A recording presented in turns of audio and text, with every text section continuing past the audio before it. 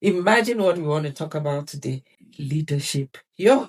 Whoo! So what does leadership mean? It could be about how you may influence people to do the right thing, how you could have a voice, you could have an opinion, you are able to set targets and meet those targets, but also pull the team along in doing that. Yep. So you're welcome to the channel. I'm glad you could stop by. And I'm really happy it's spring. Flowers are springing up. And it's a time to be excited.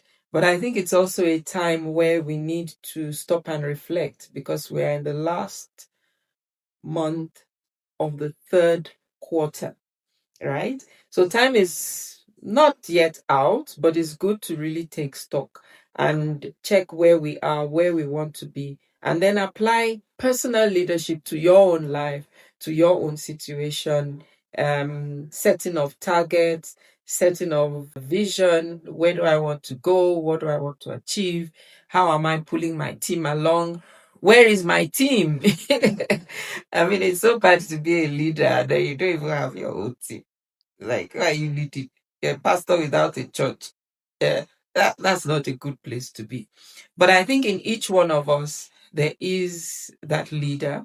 And when we start navigating it, we need to understand what is the network that we're navigating and how do we put ourselves out to get ourselves to do the right thing, but also to get others to do the right thing. And in how do we communicate, even in terms of our leadership, and being a female in a male dominated field, male dominated in terms of colleagues and even in terms of your construction team. As you know, I'm an architect, I'm registered with the council.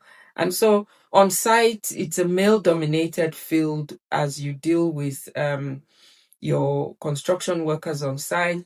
Even in practice, you may have more male consultants. So I think it's important as a lady to know what you're about, to know what you're responsible for, and do what you are responsible for. Don't start jumping in and taking in other roles. To do that successfully, you really need to be aware and be on top of your game, your own personal lifestyle, your personal discipline, and even understanding your own personality. Not all of us are leaders who would lead from the front. Some of us are servant leaders. Some of us lead from the back. But the point, I think, in whatever form of leadership is that you have the interest of the collective at hand. You want the collective to succeed, right? There's a book I came across, it's titled Leading Without a Title. Some leaders are leaders with a title, but they don't lead, right? And there are others who don't have titles, but they actually carry the leadership position and they carry the role, they carry the team along. They are what I would call the servant leader who is able to stand and hold the collective together. I think that's more important than having a big title and you're not leading. Is a big title good? Yes, it is good because it brings clout, it brings this, it brings that. But all in all, I really believe that your role should be justified by the outcome, right? You say the end justifies the means, or by the fruit you shall know them. What is what has happened in your team as you are now the leader? Have you been able to pull the team together, hold the team together, provide vision and direction, either from the front or from the back?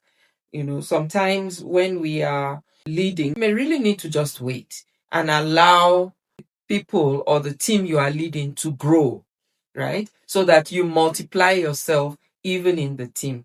Rather than leading, you are pushing, you are giving instruction to the point that the team now sits and wait for the leader to say, hey, let's go. Eh? But you want your team to use initiative. You want your team to be in control of their own time and space after understanding the objective of the organization. Hi, allow me to interrupt your video. I know you're enjoying it. I want to remind you about the Reflections on Prayer. It's a little book I wrote. It's a Bible companion, and you can get it on Takealot or Amazon. Get the link in the description below. right? And your organization, by the way, could be your home, it could be the boardroom, it could be your classroom. Right as a class rep could stress that we want to achieve this, guys, let's do this, and then you're able to achieve it. In the boardroom, you are the chairman of a board, you provide the vision, you provide the direction, and then you allow the team to take on their own responsibilities and move with the vision. Even in the home, leading the home, you want to be able to give direction. I remember as a young family, we would have objectives and we would say, this is what we're doing at this time. I'm not going to wake everybody up. Wake up. It's time to go and take your bath. Wake up. It's time to go and eat. It's time to go to the car. No, we are leaving at this time. What do you need to achieve it? This is what you need to do. Make sure you've had your breakfast, make sure you've done this, make sure you've done, and the car will set out at that time.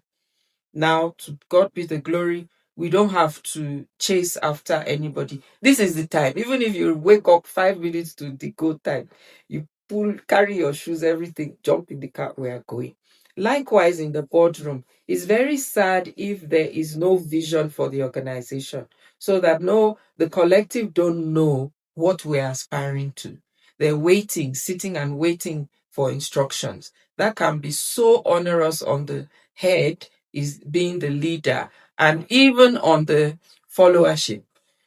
So in a male dominated environment also, I think as a woman, it's important to know how to communicate. There are some men, their egos are just so much. You say, do this, do that. It's like you, especially if you are even a younger woman, you telling me, do you know I'm older than your father?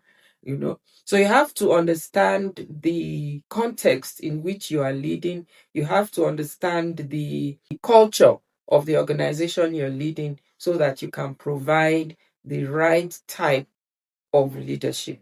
So, from a personal perspective, it will start with self awareness. What do you want to achieve? Why are you tolling this line, or why are you doing this?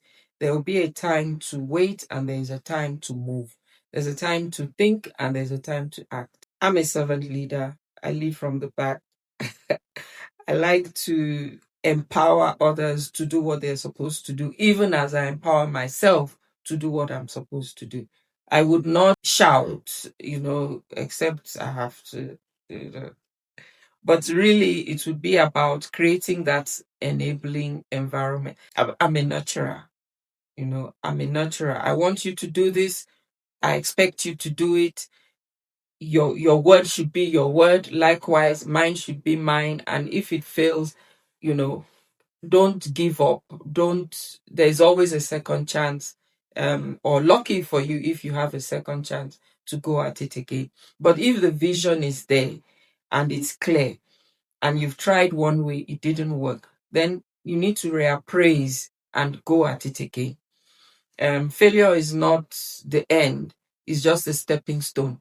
It's like, been there, done that. That doesn't work. Let me try another method. At the end of the day, the leader has a clear vision and you work towards that vision. Sometimes you may not win so that the big vision can be achieved. And sometimes you put your foot down and say, no, this is the way we must go. But at the same time, you don't break up the team because you cannot be a leader without a followership. Thanks for stopping by. I hope you enjoyed it. Ciao.